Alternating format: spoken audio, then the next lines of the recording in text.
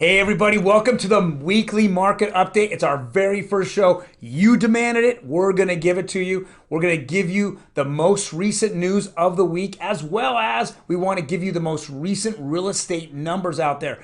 Not our opinion, but the numbers that are out there that are given to us in Southern California directly from the MLS. So hey Ryan, I know that we've seen a lot of different pieces of news out there. I know the very first piece we want to go over, the crazy piece, is a mortgage piece. 120 days after I close, I can get a appraisal. free appraisal. So I mean, it's like, all right, is that retroactive appraisal? They don't know what the home's worth, so they're gonna wait 120 days, figure out what the home's worth then.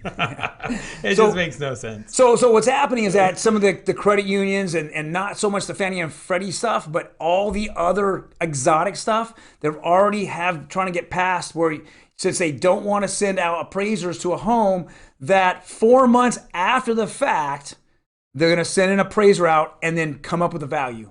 Yeah, and it opens the door to all kinds of what ifs. So, what if the house isn't there anymore? What if the house is... Tony puts it on blocks and rolls it down the street. Right. What if they sold the house again? Well, I think, I mean, come on. Is they looking at that moment's value, or are they looking at 4 months earlier value? Yeah, and it's almost like doing a time of death appraisal. You got to go back a year and figure out what it was worth, at that point in time. So that's going to be interesting. So... It's never dull here in real estate. Never dull in real estate. And did you see, another, big, tech firm laid off a huge amount of their staff, 35% of their staff. Did you see that one today? iBuyers? So I just saw Open Door decided, hey, you know what? I mean, pretty much all iBuyer companies have just went kaput 30 days ago. They all stopped doing business. They pulled all their properties off the market. They hit the freeze button. And then they turned around and yesterday, Open Door came out and said, we're just gonna dump 35% of our employees on the market. Which is, I feel for those employees, but it's a joke. I mean, the first whiff of homes not selling themselves, they were gone. And what I liked, is one of the quotes where, they really show their true colors, where they say their main source of revenue is from home selling fees. Fees they charge the seller. They try and act like they don't charge a commission because they charge fees, but the fees that they charge are more than any agent would charge them.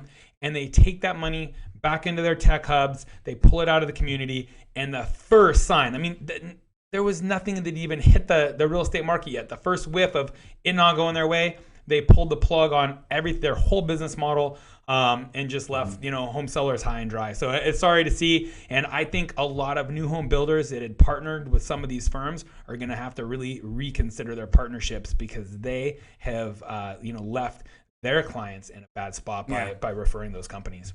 Yeah. And then, of course, the other thing in the news that we keep seeing is unemployment. It's in our face. Everyone's kind of like, wow, look, the numbers are huge. I mean, I think we all expected it, but we're still hearing economists go, wow, those are big, it's historic. I mean, we have a historic, virus right now, and we have to take that in consideration. But more importantly, how does those unemployment numbers, Ryan, how do they actually mix with us in real estate? Well, and that's the thing, is you really have to drill down to these numbers at any level. So when we're talking about coronavirus's impact, it's hitting the more elderly population. So I think the number today in Los Angeles County was 93% of the deaths or something along that lines were people that were over 65 and or had a pre-existing health condition. Well, flip side of that number is unemployment. When you look at what sectors are really hit hard by unemployment, it is food services, drinking places. You've got a lot of these industries and sectors that are hit, and the people that are feeling the pain, let's be honest, they weren't the first-time home buyer tier yet. They weren't even a home buyer tier yet. So, when you look at, yes, unemployment, it's atrocious. It's going to have, some repercussions on the economy. But look who it's truly affecting, and what does that equate over to on housing? And in what we're seeing straight in the numbers, our core 33-year-old, single or dual income, wage earners that are buying these homes, they're not the ones getting affected by these layoffs. Right. I mean, and the majority of those, I think one of the huge industries here in Southern California is the healthcare industry. Absolutely. Right. And so many people, so many of my buyers are all rolling in from the healthcare industry. Like that, this is what they do. We know that, years ago, we were told there's a gray tsunami, or that's coming in. The silver tsunami. It's the silver tsunami, absolutely. right? Excuse me. And All so the with that boomers. being said, the healthcare industry has exploded out here in Southern California, and I think that's where a lot of people, a lot of young professionals buying homes, that's where they're at. So And so let's look at some of those numbers about home buying. So what do we got? So here we're going to start with Orange County. Walk us through some of these numbers. What am I looking at here, Troy? So we're looking at the 4-week rolling average of active homes. How many homes actually hit the market, right, on a weekly basis? Then we're also looking at the pendings. How many homes that are on the MLS that are active, how much they went to a pending status, and then on the last graph there in the red, how many are sold. So basically, we look at the actives versus the solds. If I have 1 home hit the market and 2 homes sold, that means my inventory continues to go down, and we consider that a hot market. If we're at 1 home going on the market and 1 home sold, we're still at a very, very good rate. It's when those numbers become inverted. So this is what we're really looking for, is when there's more 2 actives and 1 sold, then we know the market then starts to cool off, and then housing prices go down. So let's just take a look at Orange County right here. Yep. So we look at it, and this is a 4-week average. So we're looking at the week of March 16th, the week of March 22nd, the week of March 30th, and then the week of April 3rd, or April 6th, We're looking at, just in Orange County, there's just not a ton of these homes. There's no panic. So at 276 new active properties, that's not very many. And we're looking at almost all of them. If we just slide over to the pending side, 241 of them are actually going into escrow. So it's almost a 1-to-1 to the escrows, right? Yeah, so, you're right. When you look in these weeks, it's 1 for 1. For every new home getting listed, it's about 1 going pending, plus or minus a dozen or 2. And then bam, but when you look at solds, how many homes are just, closing from, let's say 21 to 45 day out escrows, is kind of the norm right in there. Right. So yeah, it's just the inventory can't replenish itself fast enough. No, not at all. And this is what if we really look at the last 3 weeks of this graph in Orange County, and we also have Los Angeles, San Bernardino, and Riverside, which we're going to go over in a second. This graph really indicates that the second that we got involved in the coronavirus, when we heard about it, when we were asked here in Southern California to actually stay in and social distance, this has basically been 30 days, and these are 30-day numbers. Yeah, so these closings now, April 6th, some of these, I know I've had closings already after the lockdown. So, but this is what's, what I want to point out. So you had roughly a month ago, let's say 559 sold, and it's now dropped to 429. And that's the number you're going to hear, but it's going to be phrased like this. Home sales dropped by 20%. Home sales dropped by 25%, because what's 20% of 559? Well, 100. So you drop off 100 off this, you're down to 429. So home sales have plummeted for 20%. But really, as a amount of what's even available to buy, it is still a huge amount.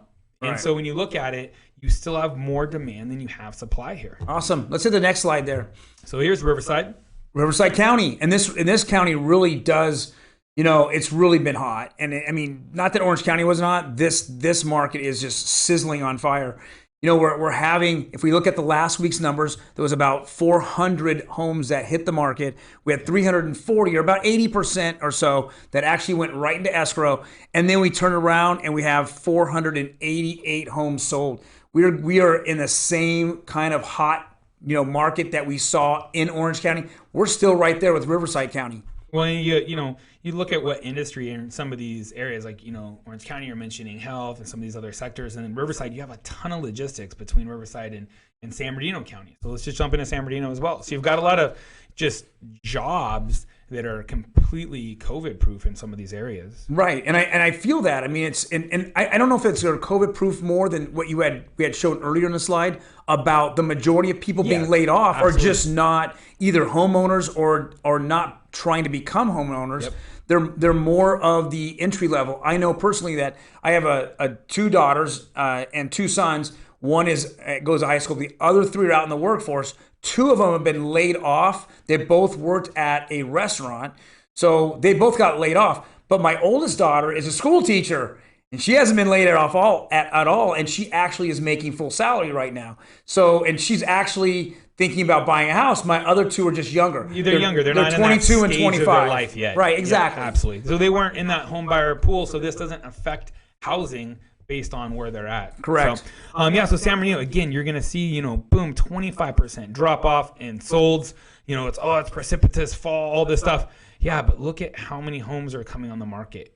People still have to put shelter, over their head. You still need that roof over your head. End of the day, if people do hold back from, buying, what are they going to do? It's going to just put more pressure on rentals. And that's why during slowdowns and recessions, you don't see rental rates normally fall, because there's a lot more pressure on rentals out there when you have a shortage of housing. We talk about it's a 3.3 million housing shortage in the United States, and it's growing at about 300,000 a year. Right. And then here you go back into LA, Los Angeles County. I mean, and this is the hardest hit area of the COVID virus, right? I mean, yes. We have under 100 deaths in each of the other counties, and then here we have way over 100 deaths, and we're still looking at a very, very hot market. Again, on April 6th, we're looking at about 701 active properties that were active on the market. I'm going to go over actives just as a whole and kind of give a definition here in a second. But if we look at solds, again, 729, we're losing inventory here. We're definitely losing inventory. Yeah, and let's define these actives. So these are new listings coming to the market in that week. We're not looking at total actives out on the market there. Right. This is brand new listings. So for every new listing getting brought on, how many then went into escrow? So for April 6th, you had 701 new listings that hit the market that week.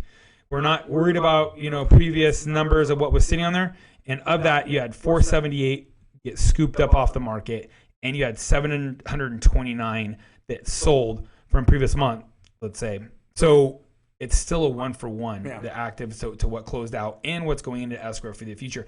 And you're right. This is, I feel like, one of the counties that is feeling that COVID pressure a little bit more. I feel like they shut down earlier, whereas you look at something like Riverside County, where they were a little bit later because they didn't have a lot of